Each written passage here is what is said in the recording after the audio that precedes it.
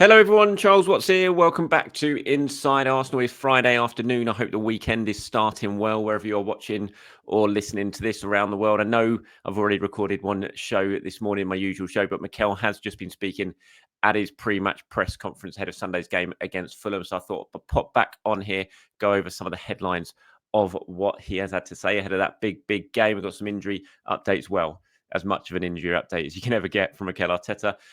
He's got plenty of responses from what he was for questions about set pieces, as you can imagine, which dominated today's press conference, given all of the headlines and the content that has been produced through the reaction to Arsenal scoring two set pieces, having the audacity to score two set pieces against Manchester United in midweek. He's been talking about potentially some of Albert Stuyvenberg and other members of the coaching staff signing new contracts. Obviously, we spoke about that briefly in this morning's show as well. So I'll just run through some of the sort of headlines from it. We'll talk more in depth about some of the other things he had to say in tomorrow's episode. Some good stuff about Emil Smith-Rowe, actually, which we'll save for tomorrow's show to go over. But we'll go over some of the other stuff. So in terms of the injury news, obviously the big two sort of main doubts for Arsenal, Gabriel and Ricardo Calafiori, both missed the game against Manchester United after being forced off in the game against West Ham last weekend. They were both at the Emirates Stadium. Of course, we saw them on the pitch afterwards celebrating the win. So on injuries, he says, we have a few. Obviously, it's match day -2, so we have to monitor a few players. We have a training session tomorrow,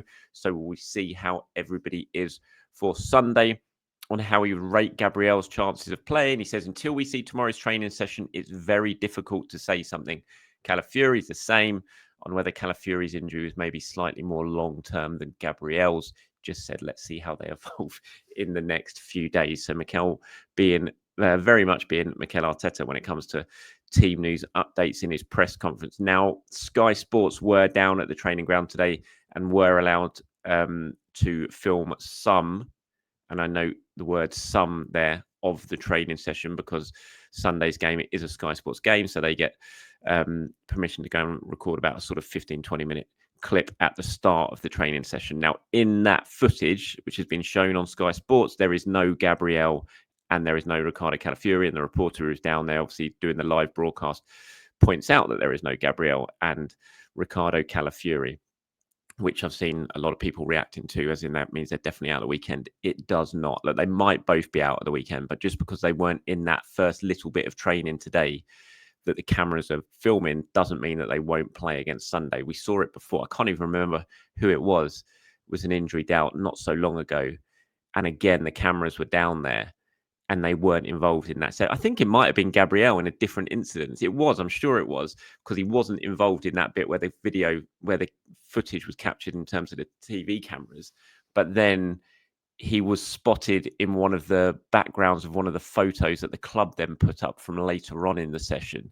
And then he did play at the weekend. So we know how guarded Mikel is. We know how much he likes to throw people off. We've seen what Zinchenko had to say in his book about how he'd bring injured players on the coach with him with their wash bag and stuff like that. So it looked like when they got off the coach, they were part of the squad and they were going to be playing, but it was all just a ploy to throw rival managers off the scent. So the fact that Calafiori and Gabriel were not involved in today's training session in front of the cameras does absolutely not mean they're not going to play. We'll just have to wait and see if it is a ploy. Now, Gabriel, certainly out of the two of them, Gabriel, was my understanding, was very, very close to being able to be fit for the United game. So if either of them are going to be fit for Sunday, I would suggest it's probably going to be Gabriel, but we shall wait and see. The good thing for Arsenal, of course, is the players that came in for both of them against Man United played very, very well. You'd think their confidence levels is going to be very, very high. And if it is going to have to be Kivior and Zinchenko again at the weekend, then they should be in a decent frame of mind to go into that game. But we'll have to wait and see. Like Mikel pointed out, there's still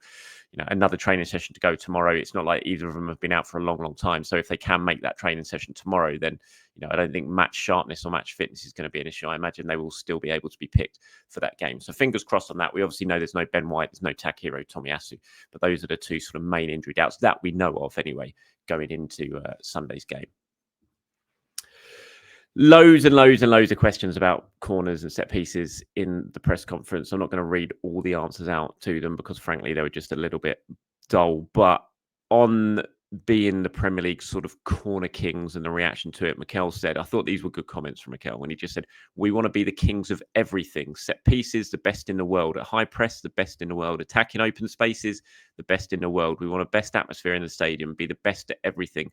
Before, it was about we didn't score enough. We were so defensive in our mentality. We were not physical enough, and we could not challenge the top teams and go in 22, 17, 20 years without winning away from home in big matches. We want to be the best at everything. We want to have the best academy, the best individual development for players, recruit the best players, and have the best coaches.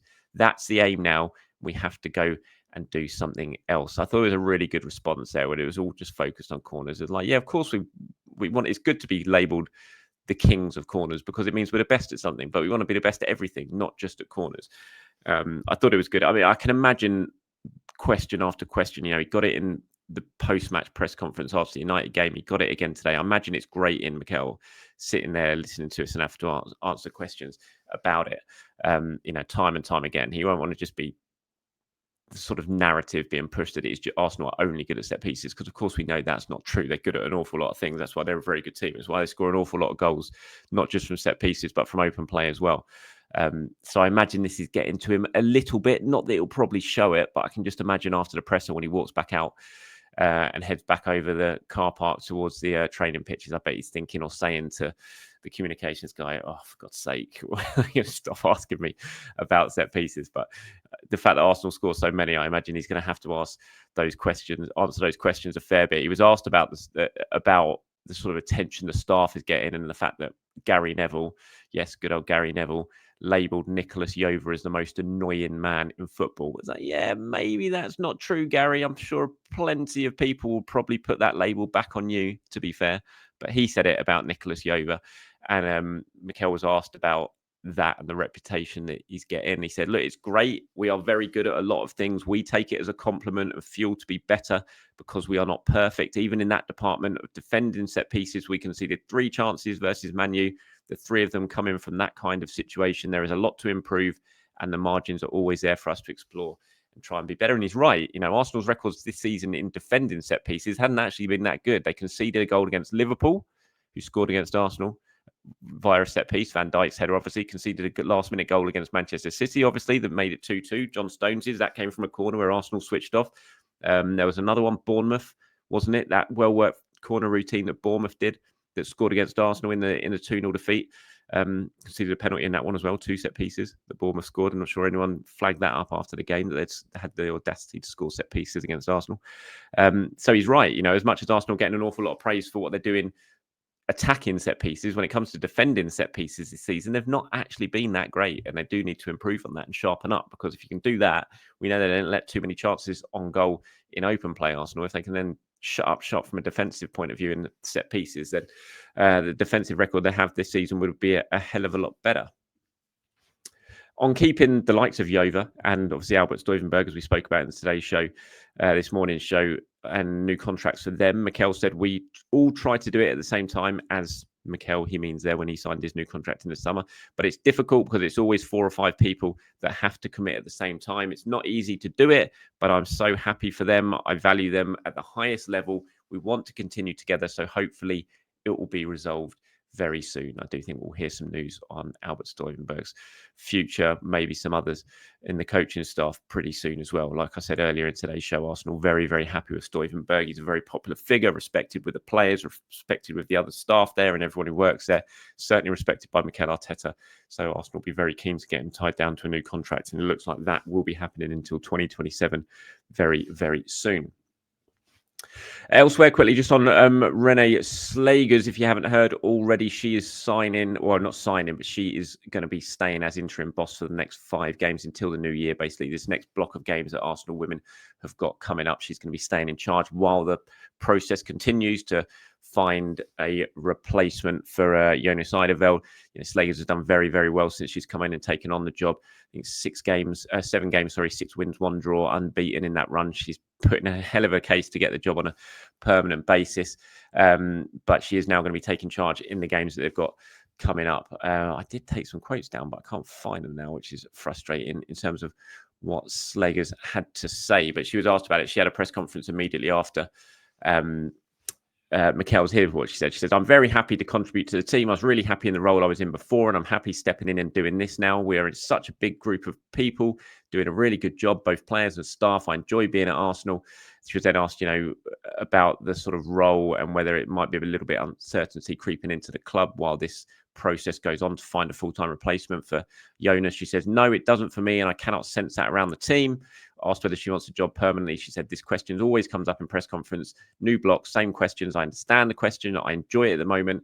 I don't know about the future. I just do everything I can to help the team. As a group, we've highlighted what we wanted to do. The players have been taking big ownership, holding themselves and each other accountable. We've tried to lead and facilitate the process, but big credit to the group of players. As I said, she can't have done much more to sort of throw her hat into the ring to get this job on a permanent basis. Arsenal, as I've reported previously, are in no rush and have never felt like in a rush to go and find a replacement for Jonas when they want to make sure they do the best sort of recruitment job possible. And when they do get someone in, it's absolutely the person they believe can take the club on and try and win a title, win the WSL for Arsenal. So not going to rush into that decision, and they're very happy and comfortable with the job that Renee's doing while she is in charge. So we'll wait and see how that progresses, but she's certainly staying on for the next group of games that we've got coming up until the new year when the winter break kicks in for the women. So that's the latest from the Arsenal press conferences we've had today at London Colney. Thank you very much for watching. As always, I'll be back in the morning to do my usual show. We're going to look ahead to that Fulham game, of course, going to look at some interesting stuff from Mikel, what he had to say today about Emil Smith-Rowe in the process of letting him go and everything like that. And also, I've got lots of questions and comment. So I've got lots of opinion and comment from you guys. Thank you from this morning's show, which I'll include in that as well in terms of who should potentially be starting in that game against Fulham. Thanks for watching, everyone. Have a very good start to your weekend wherever you are around the world. I'll be back in the morning to do it all over again. Have a good one. Bye-bye.